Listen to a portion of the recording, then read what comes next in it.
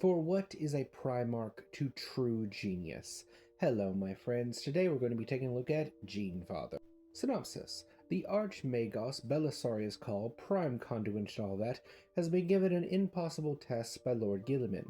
Well, to be fair, it's more like he volunteered for it and then overpromised way too much, but in for a penny, in for a pound sort of thing, and so he's going headlong into convincing a bunch of other tech priests to help him with this task. Meanwhile, Fabius Bile is trying to get the gene seed to make Primaris, and perhaps a bit more than just Primaris. It's a little bit up in the air with that. He is doing an also seemingly impossible task by invading the ship of Belisarius Call. Oh, I have feelings about this story. Did not live up to what I had in my head. I thought that this was going to be the clash of titans. This would be two master inventors, creators of abominations and tech heresies and all that fun jazz going at it. And it was, but it was just so much lesser than what I thought. I was thinking we were going to have infinite and the divine levels of wacky shenanigans and bombastic set pieces, and we really just didn't. I guess I expected more from two characters that are this outlandish, but it wasn't all bad. We did get to see why Primus was not scared at all of a room full of space marines, because as we've seen in this book, he probably could have flattened the entire group from the last time.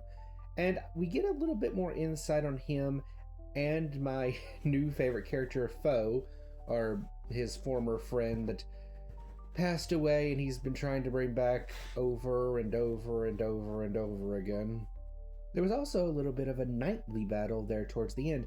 Normally, when they have just violence for violence sake, which is usually more filler, I kind of just be like, whatever.